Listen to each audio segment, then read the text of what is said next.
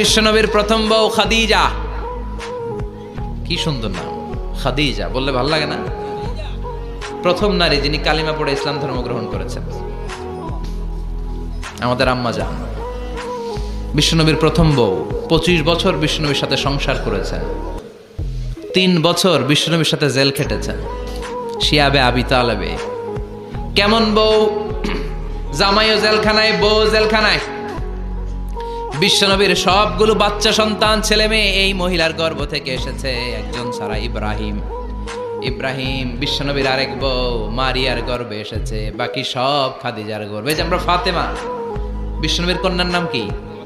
ফাতেমার মায়ের নাম কি? খাদিজা। সুবহানাল্লাহ।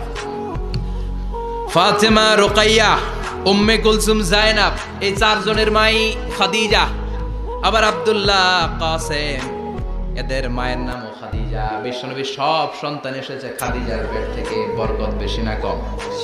বিশ্বনবী ভয় পেলে খাদিজার কাছে গেলে ভয় কেটে যেত, সাহস যোগাতেন, শেল্টার দিতেন, ছাতার মতো মাথার উপরে দাঁড়িয়ে থাকতেন। আল্লাহু আকবার।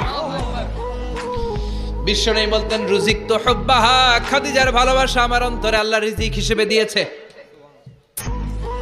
আবার বিশ্বনবী বলতেন, আল্লাহ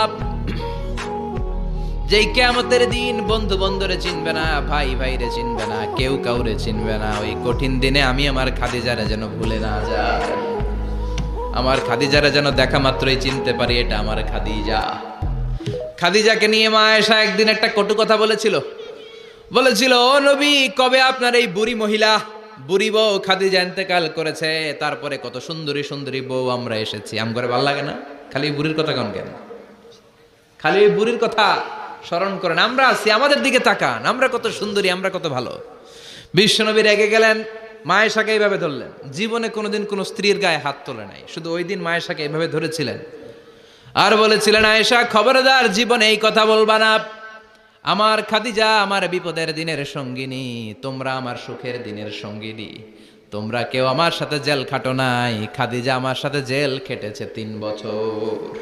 কয় বছর? খাদিজা যখন ইন্তেকাল করলো, বিশ্বনবী কবর দিলেন, দোয়া করলেন আর কাঁদলেন। সাহাবারা দোয়া শেষে চলে যায়। আবু বকর বললেন, নবী কবর দেয়া হলো, খাদিজাকে দোয়া করা হলো, এবার চলেন। বিশ্বনবী তবুও যান না। বিশ্বনবী বললেন, আবু বকর তোমার মনে চাই তুমি ঘরে ফিরে যাও, আমি যাব না, আমি দাঁড়িয়ে থাকবো। খাদিজার কবরের 3টা প্রশ্নের জবাব আমি বিশ্বনবী দিয়ে তারপরে ঘরে ফিরে যাব। সাইয়েদনা জিবরাইল এসে বললেন, নবী আর কান্না করবেন না, আর দাঁড়িয়ে থাকবেন না, আর বায়না ধরবেন না, বন্ধুর সাথে চলে যান। খাদিজার কবরের 3টা প্রশ্নের জবাব নিয়ে আপনার টেনশনের দরকার নাই। টেনশন কার? আপনি